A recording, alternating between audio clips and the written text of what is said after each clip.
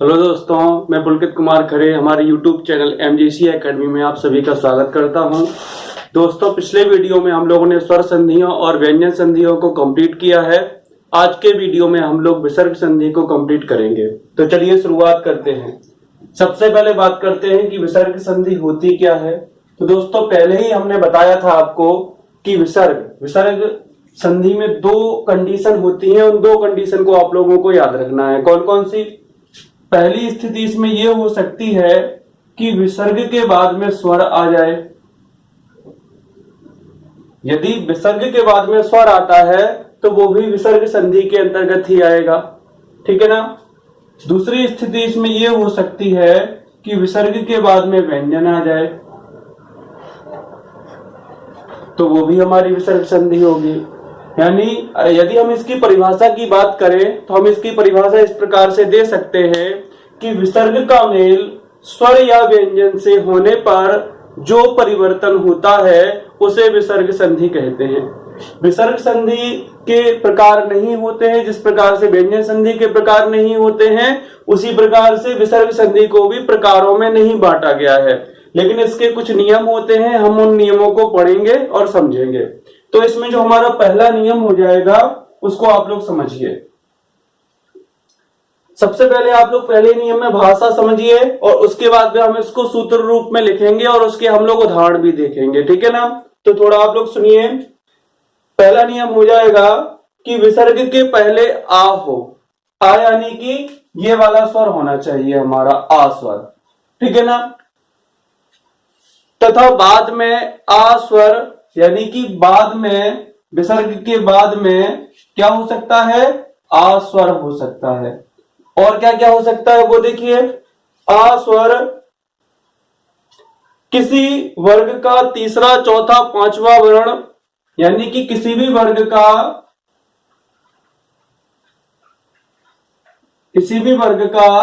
तीसरा, चौथा, पांचवा वर्ण, यानी किसी भी वर्ग का। वर्ग आप लोग समझते होंगे, हम लोग यहाँ पर स्पर्श व्यंजनों की बात कर रहे हैं। तो किसी भी वर्ग का तीसरा वर्ण भी हो सकता है, चौथा वर्ण भी हो सकता है और पांचवा वर्ण भी हो सकता है। या फिर अंतस्थ व्यंजन,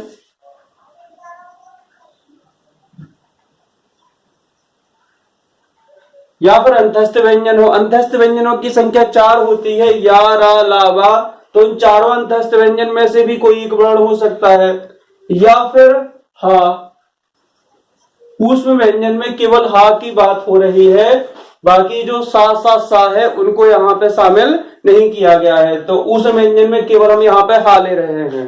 तो एक बार और फिर से समझिए कि विसर्ग के पहले क्या होना चाहिए? आ, और विसर्ग के बाद में आ हो, केवल इसी स्वर की बात हो रही है, दूसरा स्वर नहीं होना चाहिए।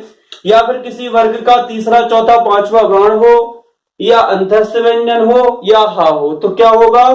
तो विसर्ग का जो परिवर्तन है वो हो जाएगा हमारा ओ में, यानी कि जो हमारा विसर्ग है वो ओ में बदल जाएगा। अब कैसे बदलेगा उसको हम लोग उदाहरण से देखेंगे तो आप लोगों को और अच्छे से समझ में आ जाएगा। देखते हैं। जैसे हमने लिखा मनः धन बल। अब आप लोग देखोगे कि विसर्ग के पहले आ है, तो नियम में भी यही बात कही गई थी कि विसर्ग के पहले आ होना चाहिए। तो इसमें विसर्ग के पहले आ है और विसर्ग के बाद में क्या आ गया? बा आ गया। तो बा क्या होता है? तीसरा वर्ण होता है। तो वर्ग का तीसरा वर्ण है बा। तो विसर्ग का परिवर्तन काय में हो जाएगा? ओ में हो जाएगा। तो हम लोग यहाँ पे विसर्ग हटा देंगे और ना के ऊपर ओ की मात्रा लगा देंगे। तो इस तरीके से बनेगा ये मनोबल।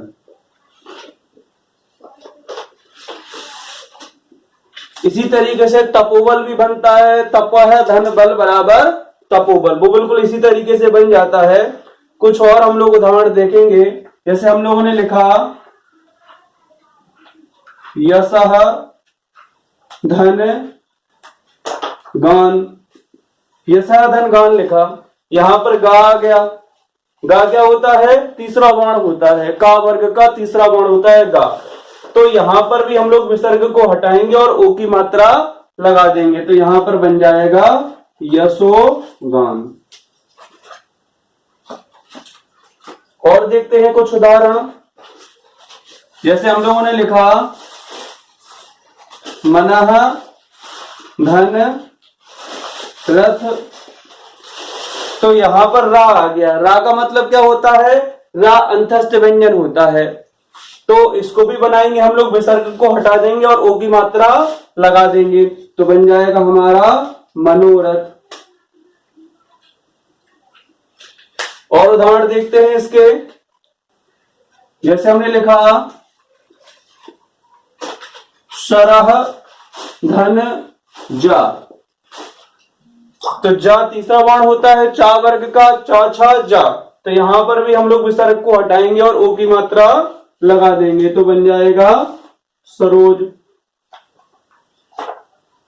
एक अंतिम उदाहरण और देख लेते हैं।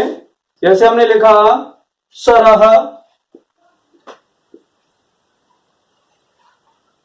धन वर, आप लोग समझ गए होंगे इसका क्या बनेगा। यहां पर वाह आ गया। वाह क्या होता है? वाह होता है अंतस्थ व्यंजन। तो हम लोग यहाँ पे विसर्ग को हटाएंगे और ओ की मात्रा लगा देंगे, तो यहां पर बन जाएगा सरोवर। तो आप लोगों को ये वाला नियम समझ में आ गया होगा। आप लोग देखोगे कि विसर्ग के पहले हर जगह आ है, यानी इस नियम में ये बात आपको ध्यान रखना है कि विसर्ग का परिवर्तन ओ में तभी होगा जब विसर्ग के पहले आ होगा। अब इसके बाद में जो अगला नियम है वो इसी नियम से मिलता जुलता है। आप लोग दोनों नियमों को थोड़ा ध्यान से समझिएगा। ये हमारा पहला नियम हो गया, इसके बाद में हम लोग दूसरा नियम पढ़ेंगे। तो यहां पर हम नियम नंबर 2 लिख देते हैं। इसी नियम से मिलता जुलता है, क्या अंतर है वो आप लोग समझिए। दूसरा नियम जो हमारा है उसमें देखिए आप लोग, पहले नियम और दूसरे नियम में काफी सारी समानताएं हैं। अगर आप लोग पहला नियम समझोगे तो दूसरा नियम आपको अपने आप ही समझ में आ जाएगा। इसमें थोड़ा सा बड़ा अंतर है। पहले नियम में था कि विसर्ग के पहले कौन सा स्वर होना चाहिए? आ स्वर होना चाहिए। लेकिन इस वाले नियम में विसर्ग के पहले स्वर तो होगा लेकिन आ स्वर नहीं होगा। यही इस नियम का मुख्य अंतर है। पहले वाले नियम और इस नियम में यही मुख्य अंतर है कि पहले वाले नियम में विसर्ग के पहले आ होना जरूरी है और इस वाले नियम में आ नहीं होना चाहिए। यदि विसर्ग के पहले आ स्वर नहीं होगा, कोई दूसरा स्वर होगा, और विसर्ग के बाद में क्या हो सकता है? विसर्ग के बाद में कोई स्वर हो या किसी वर्ग का तीसरा चौथा पांचवा वर्ण हो या अंतस्थ व्यंजन हो या हा हो, तो फिर विसर्ग का परिवर्तन जो होगा वो रा वर्ण में हो जाएगा। फिर ओ में परिवर्तन नहीं होगा, रा वर्ण में होगा। कैसे होगा वो आप लोग देखिए। इसके कुछ हम लोग उदाहरण देखते हैं। जैसे हमने लिखा नी धन धन, तो यहां पर आप लोग देखोगे कि विसर्ग के पहले आ स्वर नहीं है। विसर्ग के पहले कौन सा स्वर है? ई स्वर है। और विसर्ग के बाद में क्या आ गया? धा आ गया। तो यहां पर क्या होगा? विसर्ग का परिवर्तन ओ में ना होके काय में हो जाएगा? रा में हो जाएगा। तो हम क्या करेंगे? रा की रेप चढ़ा देंगे, यानी अगले वाले वर्ण पे रा की रेप चढ़ जाएगी, तो यहां पर हो जाएगा निर्धन। इस तरीके से सभी बनेंगे। और देखते हैं।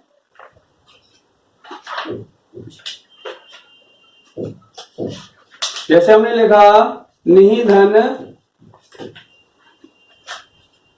अंतर, तो यहां पर भी विसर्ग के पहले ई है और बाद में आ गया।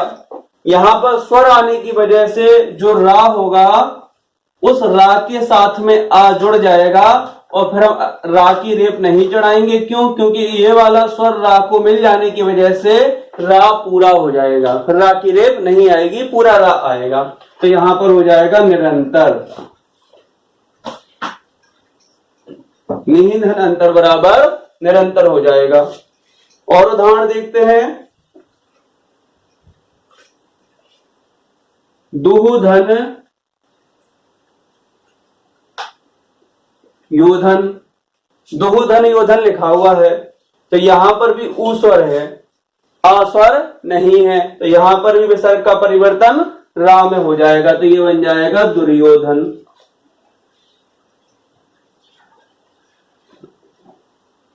कुछ और उदाहरण देखते हैं। जैसे हमने लिखा, यहां पर देख लेते हैं,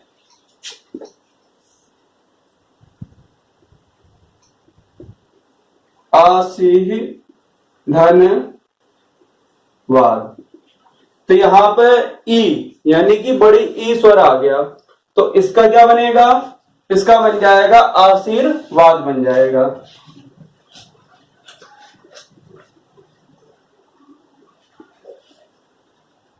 कई सारे लोग आशीर्वाद लिखने में कई सारी गलतियां करते हैं, तो आप लोग समझ जाइए कि आशीर्वाद जो का जो शुद्ध रूप होता है वो इस तरीके से लिखा जाता है। आगे से आप लोग आशीर्वाद लिखने में गलतियां ना करें। कुछ और एक दो उदाहरण देखते हैं जिससे आपको और अच्छे से समझ में आ जाएगा। देख लेते हैं।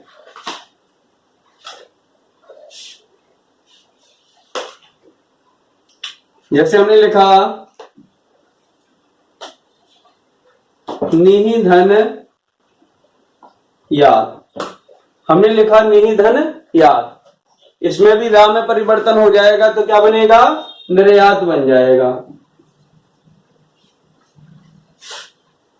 निधन यात बराबर निर्यात हो जाएगा। इसी तरीके से एक उदाहरण और देखते हैं।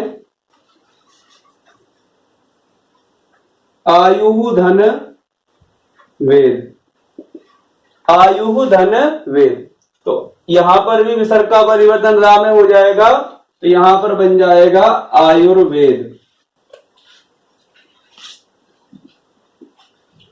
तो दोस्तों दोनों नियमों में आपको केवल इतना याद रखना है कि जब विसर्ग के पहले आ होगा तो विसर्ग का परिवर्तन ओ में हो जाएगा, लेकिन जब विसर्ग के पहले आ के अलावा कोई दूसरा स्वर होगा तो विसर्ग का परिवर्तन रा में हो जाएगा। बाद में वही वर्ण आते हैं, उसमें भी तीसरा चौथा पांचवा वर्ण आ सकता था, इस वाले नियम में भी तीसरा चौथा पांचवा वर्ण आएगा। उसमें भी अंतस्थ व्यंजन आते थे, इसमें भी अंतस्थ व्यंजन आ सकते हैं। तो बस पहले याद रखना है कि पहले स्वर में अगर परिवर्तन होगा उस हिसाब से हमारे विसर्ग में भी परिवर्तन हो जाएगा। इसके बाद में हम लोग अगला नियम देखते हैं।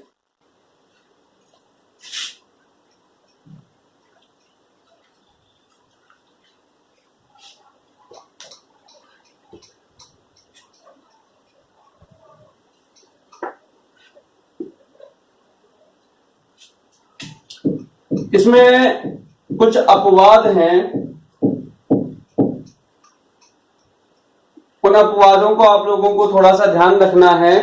कभी कभी अपवाद आ जाते हैं और उसमें बच्चे गलतियां कर देते हैं, तो इस बात को आप लोग ध्यान रखिए। क्या अपवाद है,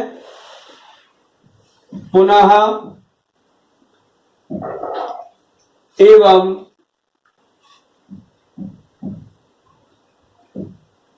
अंतः,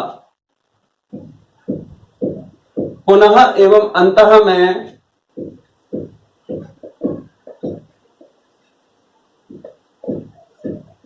विसर्ग का रा में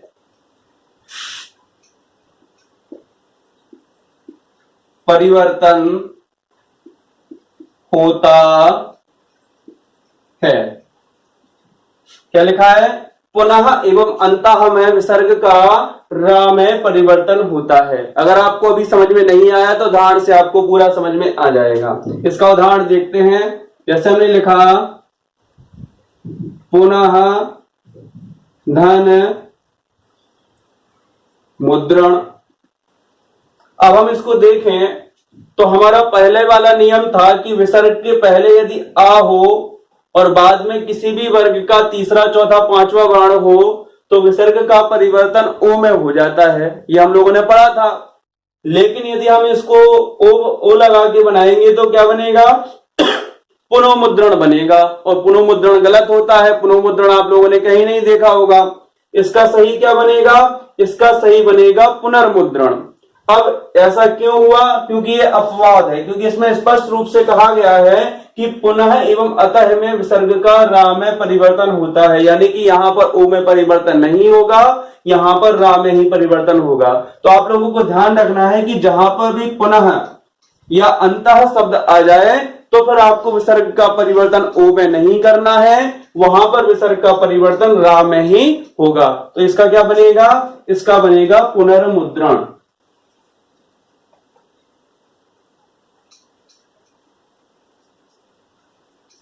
पुनः धन मुद्रण बराबर पुनर्मुद्रण। इसी तरीके से 3-4 और है इसके उदाहरण, वो हम लोग देख लेते हैं तो आपको और अच्छे से समझ में आ जाएगा।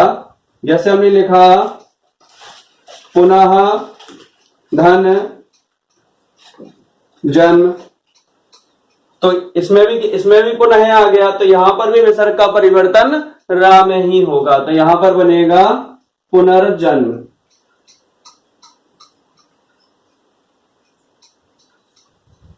ठीक है ना। और देखते हैं कुछ उदाहरण।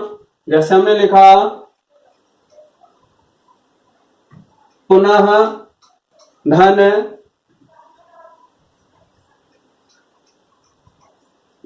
विवाह, तो पुनः धन विवाह का क्या बन जाएगा? पुनर्विवाह बन जाएगा।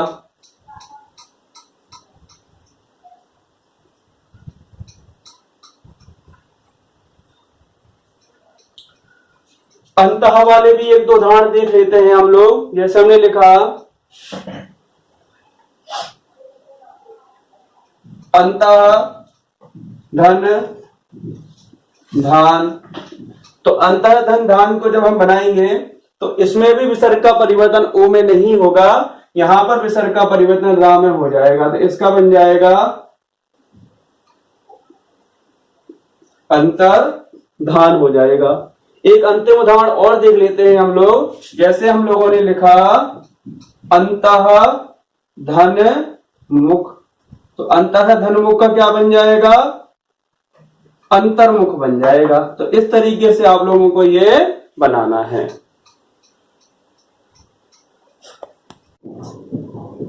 अगला नियम देखते हैं हम लोग, नियम नंबर 3 विसर्ग संधि का। छोटा सा नियम है, सूत्र रूप में हम लोग लिखेंगे और फिर इसके उदाहरण हम लोग देखेंगे। इसमें दिया है विसर्ग के बाद चा या छा, यानी विसर्ग के बाद में या तो चा वर्ण हो सकता है या छा वर्ण हो सकता है, तो विसर्ग का परिवर्तन शा में हो जाएगा। सिटी वाले शा में विसर्ग का परिवर्तन हो जाएगा। बस आपको इतना ध्यान रखना है कि विसर्ग के बाद में चाहे चा वर्ण हो चाहे छा वर्ण हो, तो विसर्ग का परिवर्तन शा में हो जाएगा। अब इसको उदाहरण देखते हैं हम लोग। निधन चल, तो बस आपको कुछ नहीं करना है, विसर्ग को हटाना है और विसर्ग के स्थान पे सा लगाना है। बहुत ही सरल नियम है ये वाला। यहां पर हो जाएगा निश्चल। इसी तरीके से यदि हम बनाएंगे निधन छल, तो यहां पे जैसे निधन चल बराबर निश्चल बना, उसी तरीके से यहां पर बन जाएगा निधन छल बराबर निश्चल।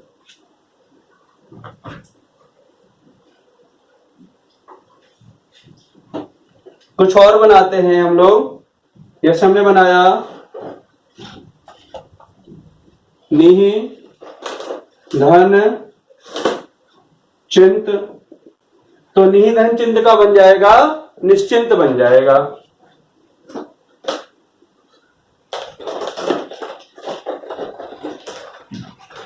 निधन चिंत बराबर निश्चिंत बन गया। और उदाहरण देखते हैं।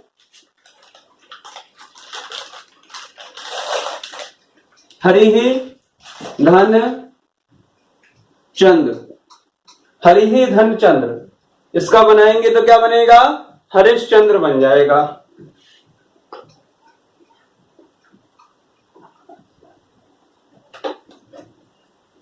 हरिश्चंद्र। एक और अंतिम उदाहरण देख लेते हैं। जैसे हमने लिखा क धन चित, तो इसका क्या बन जाएगा? कश्चित बन जाएगा।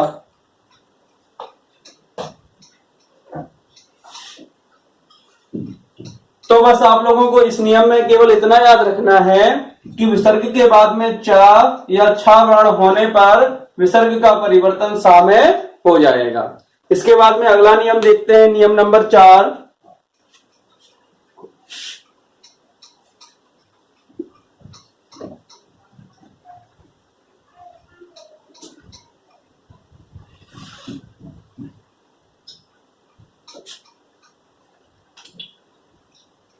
अगला नियम है, यदि विसर्ग के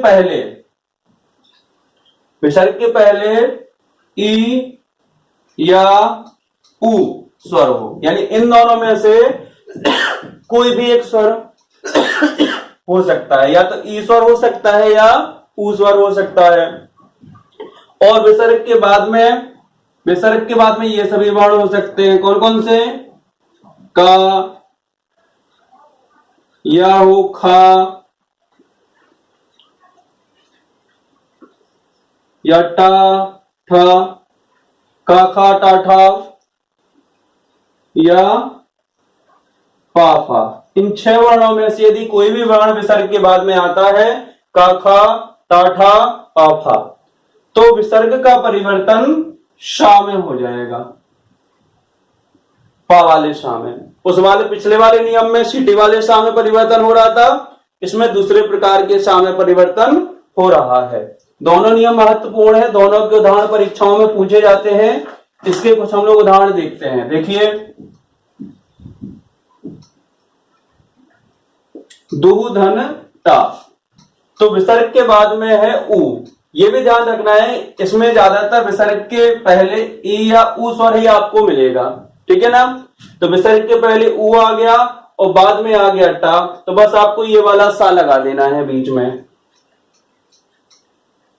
तो दुष्ट बन जाएगा। दु, धन, टा बराबर दुष्ट हो जाएगा। और देखते हैं इसके कुछ उदाहरण। धनु, धन, टंकार, तो धनु, धन, टंकार का क्या बनेगा? धनुष टंकार बन जाएगा।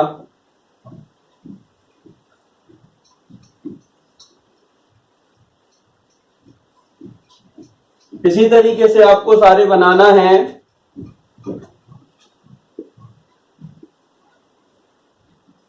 निहि, धन, ठुर, निहि, धन, ठुर का बन जाएगा निष्ठुर।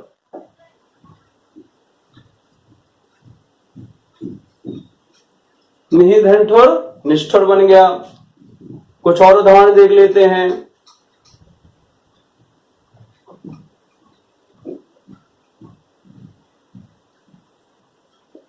निहि, धन, पाप, निहि, धन, पाप का बन जाएगा निष्पाप।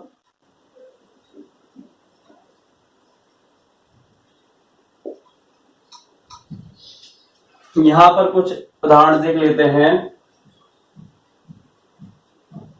दु, धन,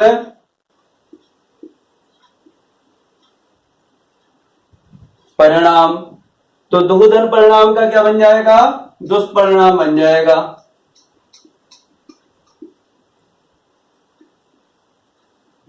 सभी बिल्कुल इसी तरीके से बनेंगे। एक अंतिम उदाहरण और देख लेते हैं हम लोग।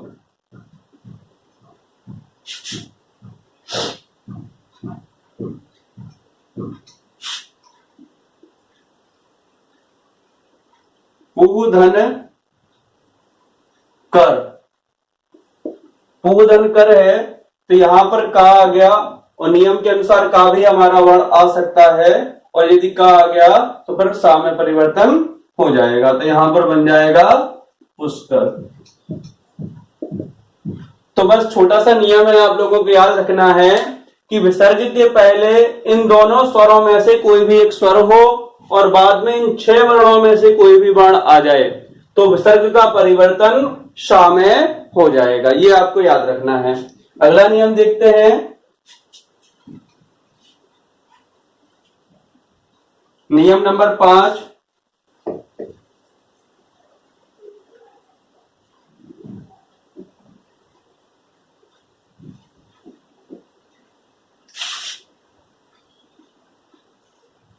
पांचवें नियम को देखिए। विसर्ग के बाद में ता या था, दोनों वर्णों में से कोई भी एक वर्ण हो, या तो हो ता या फिर हो था, तो क्या होगा? तो विसर्ग का परिवर्तन जो है वो शा में हो जाएगा। देखो, तीनों प्रकार के नियमों में विसर्ग का परिवर्तन अलग अलग प्रकार के शा में हो रहा है। तो आप लोगों को ध्यान रखना है कि कौन सा वर्ण आने पर कौन से सा में परिवर्तन हो रहा है, क्योंकि ये गलती आपसे हो सकती है। तो चलिए इसके उदाहरण देख लेते हैं। नमः धन ते, तो नमः धन ते का बनेगा नमस्ते।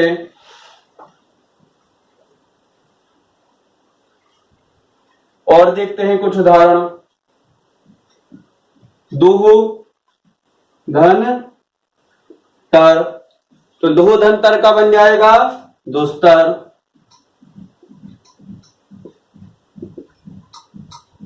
इसी तरीके से और बनाते हैं। निधन तेज, तो निधन तेज का बन जाएगा निस्तेज।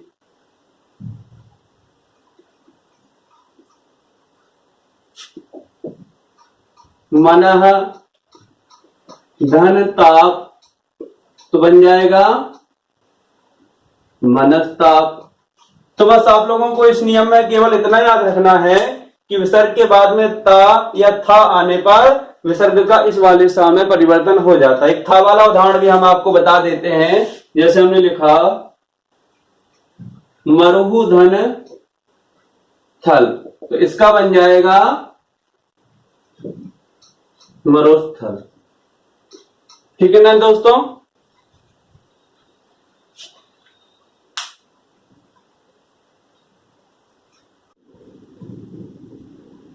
अगला नियम है हमारा नियम नंबर 6 कि विसर्ग के बाद में सा तीनों प्रकार के सा में से कोई भी सा यदि आता है तो या तो विसर्ग में परिवर्तन नहीं होगा,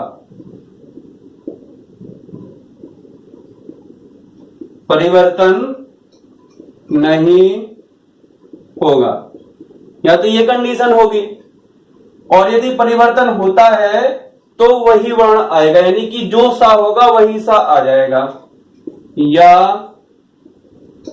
वही वर्ण आएगा।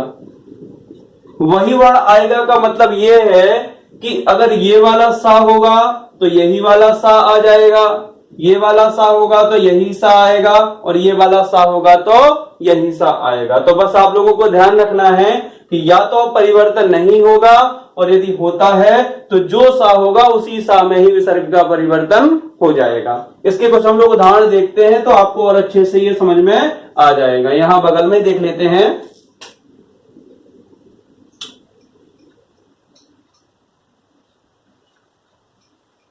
जैसे हमने लिखा प्रातः धन स्मरण, प्रातः धन स्मरण, तो एक तो हम बिना परिवर्तन किए ज्यों का त्यों लिख देते हैं, दोनों को साथ में कोई परिवर्तन नहीं करेंगे विसर्ग में, इस तरीके से।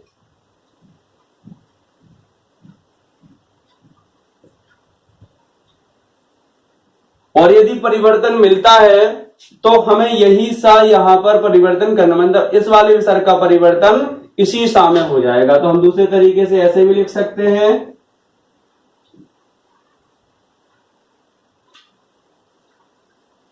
दोनों तरीके से लिखा जा सकता है।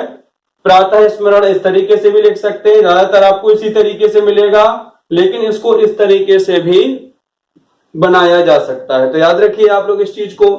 और देखते हैं दुहधन शासन, तो इसको भी बनाएंगे अपन लोग। तो या तो इसमें विसर्ग की जगह जो का तो विसर्ग लगा देंगे, या फिर ये वाला सा लगा देंगे। तो दोनों तरीके से लिख सकते हैं।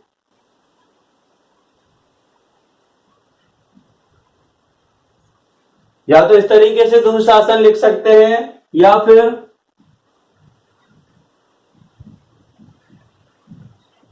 इस तरीके से दुशासन लिख सकते हैं। और उदाहरण देख लेते हैं इसके कुछ।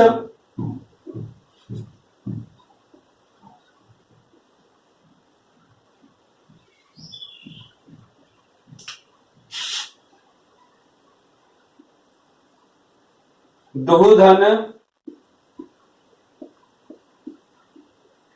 साहस, तो इसको भी दो तरीके से लिखा जा सकता है, या तो हम इसको विसर्ग लगा के लिख दें दुस्साहस, या विसर्ग को यह हटाएंगे तो फिर यही वाला सा हमें लगाना पड़ेगा। तो इस तरीके से बन जाएगा दुस्साहस। दोनों तरीके से आप लोग इसको बना सकते हो। और बनाते हैं कुछ उदाहरण। निधन शुल्क, तो निधन शुल्क को भी दो तरीके से लिखा जा सकता है। एक तो हम लोग इस तरीके से लिख सकते हैं, या फिर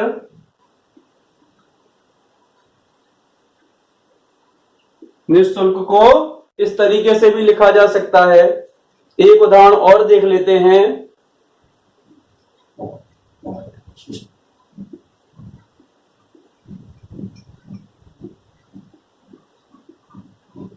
निधन शब्द, तो इसको भी दो तरीके से हम लोग लिख सकते हैं।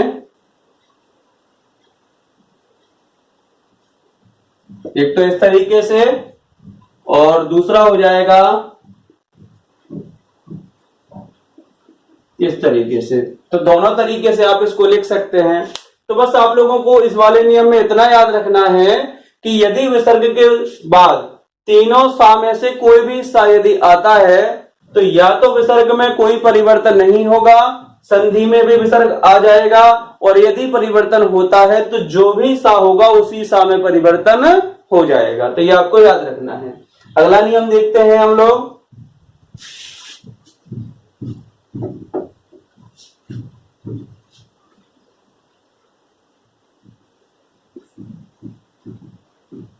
नियम नंबर 7 हो जाएगा अगला नियम हमारा। इसमें देखिए कि विसर्ग के पहले यदि आ, यानी कि आ स्वर होना चाहिए विसर्ग के पहले, और विसर्ग के बाद में हो का या पा में से कोई भी वाण हो विसर्ग के बाद में, तो विसर्ग में कोई परिवर्तन नहीं होता। यानी कि हम यहां पे लिख देंगे परिवर्तन नहीं होगा। याद रखना है इस बात को आप कि जब भी विसर्ग के पहले आ हो, दूसरा स्वर होगा तो परिवर्तन हो जाएगा, लेकिन जब आ स्वर होगा तो विसर्ग में कोई परिवर्तन नहीं होगा। और बाद में का या पा हो, यह भी ध्यान रखना जरूरी है। यदि विसर्ग के बाद में कोई दूसरे वर्ण होंगे तो भी विसर्ग में परिवर्तन हो सकता है। तो यदि ये कंडीशन मिलती है तो विसर्ग में किसी भी प्रकार से परिवर्तन नहीं होगा। इसके कुछ हम लोग उदाहरण देखते हैं किस तरीके से बनेंगे।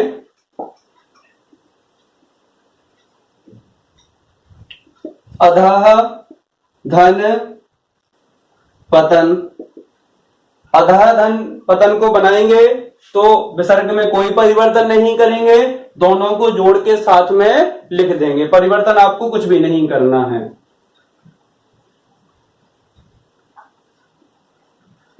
तो अधः पतन इस तरीके से हो जाएगा। कुछ और उदाहरण देखते हैं। अंतः धन पुर, तो जब हम इसको मिला देंगे तो बन जाएगा हमारा अंतः पुर बन जाएगा। कुछ और उदाहरण देखते हैं। अंतः धन करण, तो इनको मिला देंगे तो बन जाएगा अंतःकरण।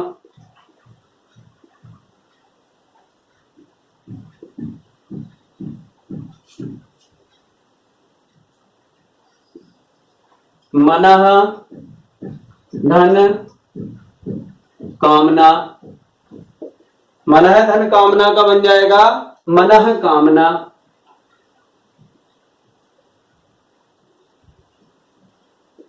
दोस्तों अधिकतर अब जब हम लोग लिखते हैं तो हम लोग मनोकामना को इस तरीके से लिखते हैं।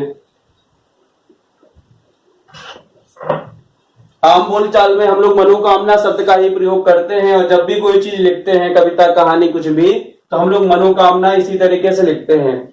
लेकिन जब भी हम लोग संधि बनाते हैं, मनः धन कामना करते हैं, तो मनः कामना इसी तरीके से इसको लिखा जाता है, मनोकामना नहीं किया जाता है। अगर आपका परीक्षा में आता है और एक ऑप्शन आपको ये मिलता है और एक ऑप्शन आपको मनोकामना इस तरीके से मिलता है, तो आपका ये वाला सही माना जाएगा, ये आपका सही नहीं माना जाएगा। व्यवहारिक रूप से हम लोग इसका प्रयोग करते जरूर है, लेकिन संधि में हमें इसी तरीके से लिखना पड़ेगा।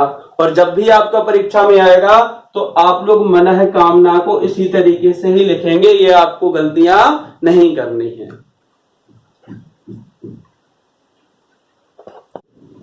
दोस्तों, कुछ संधियां ऐसी होती हैं कि जिसमें विसर्ग के बाद में का या पा आने पर विसर्ग का परिवर्तन सा में हो जाता है, इस वाले सा में हो जाता है। तो वो संधियां भी आप लोगों को ध्यान रखना है कि आप लोग गलतियां ना कर दें। कुछ में तो परिवर्तन नहीं होता है, अभी अपन लोगों ने नियम पढ़ा, लेकिन कुछ संधियों में इस वाले सा में परिवर्तन हो जाता है। तो आपको वो संधियां भी याद रखना है ताकि आप लोग गलतियां ना करें। कौन कौन सी हैं ऐसी संधियां, वो देखिए आप लोग। जैसे हमने लिखा नमः धन का, तो इसमें विसर्ग का परिवर्तन सा में हो जाएगा, तो यहां पर बन जाएगा नमस्कार।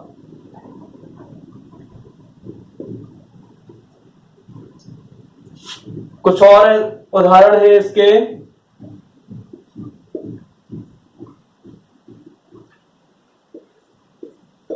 परह धन पर, परह धन पर को जब हम बनाएंगे तो इसका बन जाएगा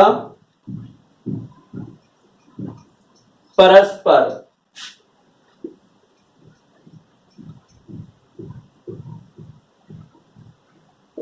भा धन कर, भा धन कर को जब हम बनाएंगे तो इसका बन जाएगा भास्कर।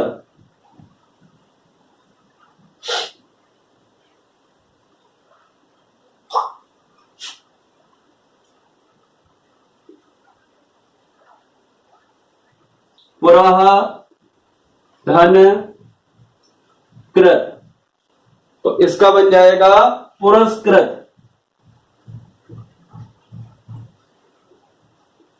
पुरः धन कृत का बन जाएगा पुरस्कृत।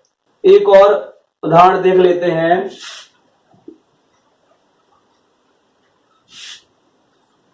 विरह धन पति, विरह धन पति का जब हम लोग बनाएंगे तो इसका बनेगा बृहस्पति। तो आप लोगों को याद रखना है कि कुछ नियमों में तो क्या होता है, विसर्ग में परिवर्तन ही नहीं होता, जैसे अभी हम लोगों ने नियम पढ़ा। लेकिन कुछ ऐसी संधियां होती हैं कि जिसमें विसर्ग का परिवर्तन सा में हो जाता है। जब आपके सामने संधि आएंगी तो आप लोग अपने आप समझ जाओगे कि किन में परिवर्तन होगा, किन में परिवर्तन नहीं होगा, वो आराम से हमको समझ में आ जाता है। एक और अंतिम महत्वपूर्ण नियम है जिसको हम लोग देखते हैं और उसके बाद में हमारी विसर्ग संधियां कंप्लीट हो जाएंगी।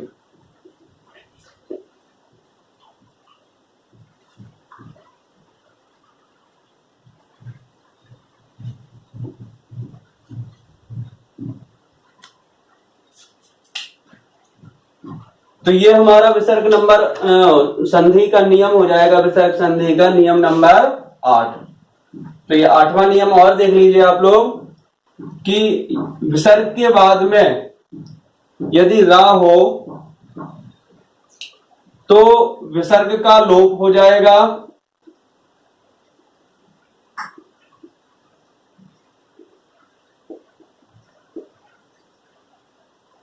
और उसके पहले वाला स्वर दीर्घ हो जाता है। यानी कि यहां पे हम लिखेंगे पहले वाला स्वर दीर्घ हो जाता है। उदाहरण से ये आपको और अच्छे से समझ में आ जाएगा। अगर आपको समझ में नहीं आया तो क्या कहा गया है नियम में कि विसर्ग के बाद में यदि रा हो तो विसर्ग का तो हो जाएगा लोप और उसके पहले जो भी स्वर होगा वो दीर्घ हो जाएगा। दीर्घ का मतलब यह है कि यदि छोटा आ होगा तो बड़ा आ हो जाएगा, यदि छोटी ई होगा तो बड़ी ई हो जाएगा। यानी कि सभी स्वर होंगे वो अपने आप में दीर्घ हो जाएंगे। उदाहरण से आपको समझ में आ जाएगा। कुछ उदाहरण बनाते हैं हम इसके। निधन रोग। यहां पर विसर्ग के बाद में रा आ गया और यहां पर जो स्वर है वो ह्रस्व ई है, यानी कि छोटी ई है।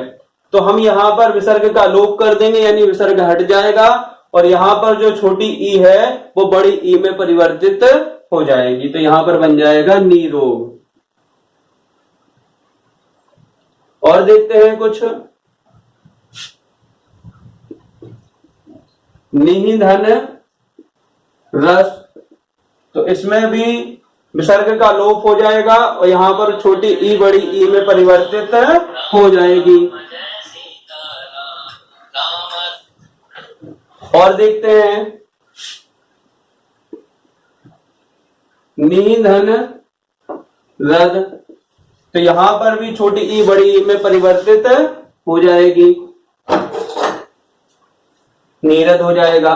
हेलो, तो आप लोगों को ज्यादा उदाहरण इसके लिखने की आवश्यकता है नहीं, हमें बस आपको इतना याद रखना है कि विसर्ग के पहले यदि जो भी स्वर होगा वो दीर्घ हो जाएगा और विसर्ग का लोप हो जाएगा। तो दोस्तों, विसर्ग संधि की जितनी भी महत्वपूर्ण नियम थे वो हम लोगों ने कंप्लीट किए हैं और कोई आपको नियम महत्वपूर्ण नहीं है जो परीक्षाओं में आते हैं, वो सभी नियम हम लोगों ने कंप्लीट किए हैं। आप लोग सभी संधियों के नियम पढ़ लीजिए जितने हमने आपको बताए हैं। इसके अलावा आपको और कोई नियम पढ़ने की आवश्यकता नहीं रहेगी। पिछले वीडियो यदि आप लोगों ने नहीं देखे हैं हमारे व्यंजन संधि के, स्वर संधि के, तो वो वाले वीडियो आप लोग जरूर देख लीजिएगा। और सभी वीडियो जब आप लोग देख लेंगे तो हमें पूरा भरोसा है कि आप लोगों का संधियों से संबंधित जो भी परेशानियां थी वो सभी आप लोगों की दूर हो जाएंगी। एक बात और मैं आप लोगों को बता देना चाहता हूं कि संधियों में क्वेश्चन कई प्रकार के आते हैं। एक तो क्वेश्चन इस तरीके से पूछ लेते हैं कि आपको 2 हिस्से दे दिए जाएंगे और उसको हमें बनाना है, तो वो बनाना बहुत आसान होता है। यदि हमें नियम नहीं भी पता है तो हम बड़े आसानी से उनको बना लेते हैं। दिक्कत हमें तब होती है कि जैसे हमें कोई एक शब्द दे दिया और आपसे पूछा जाए कि बताइए कौन सी संधि है, तो हमें परेशानी होती है। जैसे एक उदाहरण के माध्यम से हम आपको बताते हैं। जैसे हमारे परीक्षा में आ गया विद्यालय और आपसे पूछ लिया गया कि बताइए विद्यालय में कौन सी संधि है। अब हमें बनाने के नियम तो पता थे लेकिन अलग अलग करने के नियम हमें नहीं थे पता, और अलग अलग करने के कोई नियम होते ही नहीं है, तो अलग अलग कैसे होगा। तो इसके लिए आपको अभ्यास करना पड़ेगा। आपको क्या काम करना है, बहुत सारे शब्द लिखना है, ऐसे शब्द लिखना है जो संधि से बने हो, यानी संधि के नियम से बने हो। क्योंकि आप लोगों को यह पता होना चाहिए कि जो रूढ़ शब्द होते हैं उनका विच्छेद नहीं होता है, यानी कि रूढ़ शब्द तो रूढ़ होते हैं जो योग से ना बने हो। कभी कभी कोई पूछ लेता है कि बताओ इस शब्द का विच्छेद कैसे करेंगे, तो आप लोगों को याद रखना है कि जो भी संधि से बना हुआ शब्द होगा वो हमेशा यौगिक होता है। रूढ़ शब्द है, रूढ़ शब्द अपने आप में होता है, ये संधि के द्वारा नहीं बना होता है और इसलिए इसको अलग भी नहीं किया जा सकता है। केवल हम उन्हीं शब्दों को अलग अलग कर सकते हैं जो संधि के द्वारा बनाए गए होते हैं। तो जैसे मान लीजिए आपका एक आ गया विद्यालय। अब विद्यालय आ गया तो आप इसमें थोड़ा सा दिमाग लगाओगे आप, तो आप इसको अलग अलग करोगे, विद्या धन आलय। तो आप लोग देखोगे कि यहां पर हमारा आ स्वर है और यहां पर भी हमारा आ स्वर है, और आपको पता है आ और आ मिलने से बड़ा आ हो जाता है। और ये कौन से नियम में होता है, ये होता है हमारा दीर्घ स्वर संधि में। तो इस तरीके से जब आप उनको अलग अलग कर देंगे तो यहां पर जो भी वर्ण आपको मिलेंगे उसके आधार पे आप पता लगा लेंगे कि हमारी कौन सी संधि है। तो आपको ये इसी तरीके से प्रैक्टिस करना है, बहुत सारे शब्द लिखना है, उनको अलग अलग करना है। इस तरीके से आपकी संधियां बहुत अच्छी हो जाएंगी। तो आपको दोनों तरीके से अभ्यास करना है, उस तरीके से भी और इस तरीके से भी। आप लोग सभी संधियों के वीडियो को देखिए और उसके पहले जो वर्णमाला के वीडियो थे उनको भी देखिए। इसके बाद में आपको एक नए टॉपिक से संबंधित वीडियो जल्द ही आपके सामने आएंगे। धन्यवाद।